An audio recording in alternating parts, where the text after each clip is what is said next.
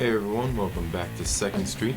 Christmas just passed, but that didn't stop me from getting to the theater to watch Aquaman, and that's what I'll be talking about today in this spoiler-free review.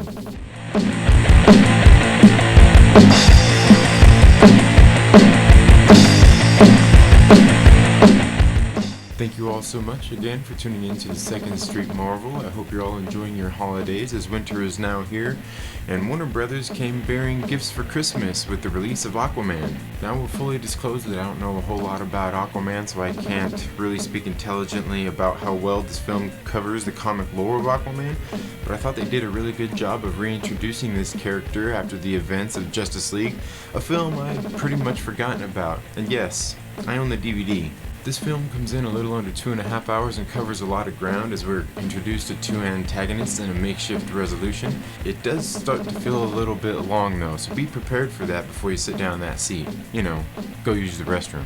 There's not much that could be cut out of this film without sacrificing some of the elements that make this movie as great as it is. To cut any of these scenes would be to lose the balance that was maintained throughout, and that's one thing that director James Wan definitely excelled at here, the balancing act. This film does a lot of things right, and one of them is the character building that really made Arthur Curry seem like the kind of guy that if you ran into him at the bar that you might want to sit back some suds and maybe even get a selfie with. Once again, we get another well-written villain in a comic franchise movie, as it's easy to sympathize with how this person feels, but we are shown exactly why one shouldn't run on emotions when trying to justify their evil means to resolution. As I said, I think this film was a little long, but I don't think there's much that could be cut out of this film without sacrificing a lot. I think two antagonists made this film a little longer than it needed to be, but I do believe there's a reason for this.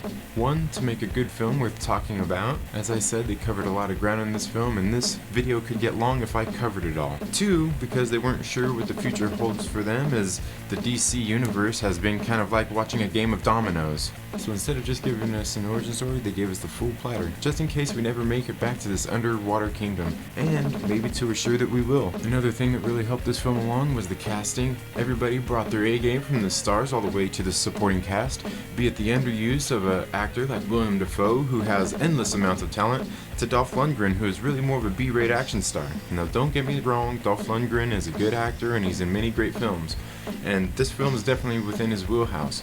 But I also don't think this film called for all the chops that a guy like Willem Dafoe brings to the table. Jason Momoa has been around for a while and has only begun to shine in recent years, as well as Amber Heard, who is very beautiful, but I've never seen her as an actress with a lot of range in her skill set. But her and Jason Momoa do an excellent job carrying this film. Now, I'm not saying any of these people are bad actors, but they balanced out the talent in this film quite well, and they're all allowed to shine. Which brings me to my next topic, the post-production, which did present quite a challenge to the team in bringing this underwater kingdom to life. Now, I'm sure we can all agree that Nicole Kidman still looks really great, and I'm not quite sure why they used the de-aging technology on her the way that they did, but they displayed that they can use it quite well, as they did on Tamara Morrison. Now, the CG is pretty seamless, but it looks like they used a little too much texture. It looks like about where General Tarkin was in the Star Wars prequel Rogue One. They're not quite where Marvel Studios is at with it, but even Marvel Studios isn't perfect with it either. As for the rest of the film, I thought it was done quite well, from the underwater action sequences to the ones on land. The underwater action didn't look like a mishmash of colors as we do get in, when things start to get too crazy in some of these movies. Now, the production value does jump around a little bit, as I'm sure the underwater sequences took a little bit more money to produce than the on-land ones. But you can see where it kind of pays off. The underwater sequences, you see how the water kind of distorts the images that we see, and you can hear the warping in their voices from the water.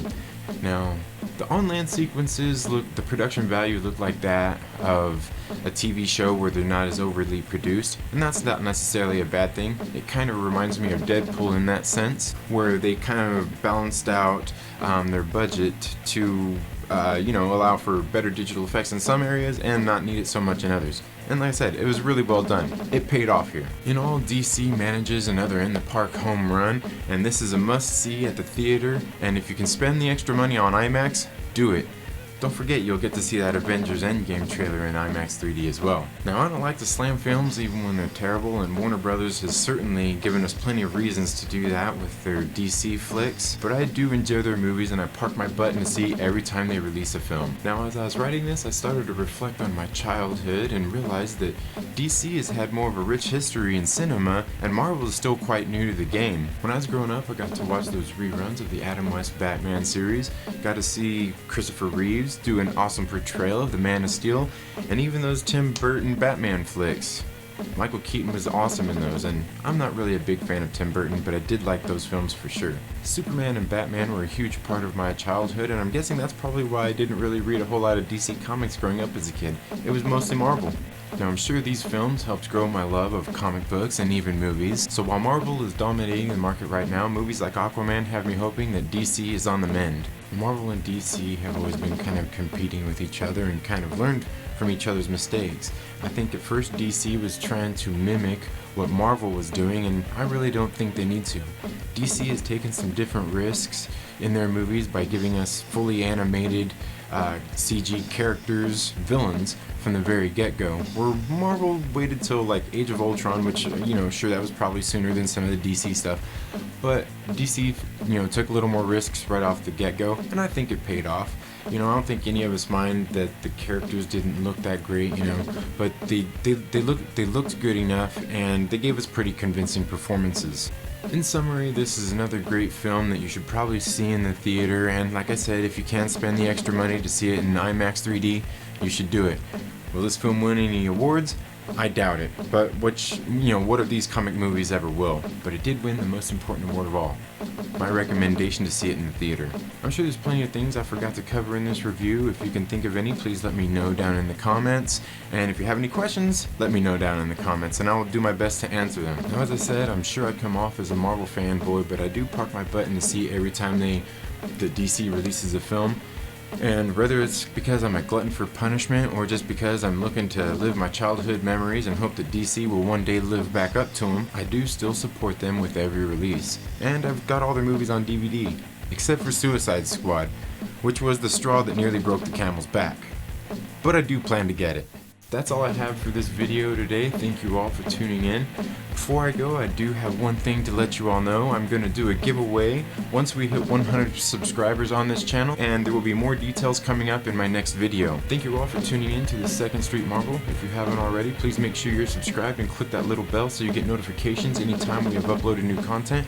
And if you like this video, please give it a thumbs up.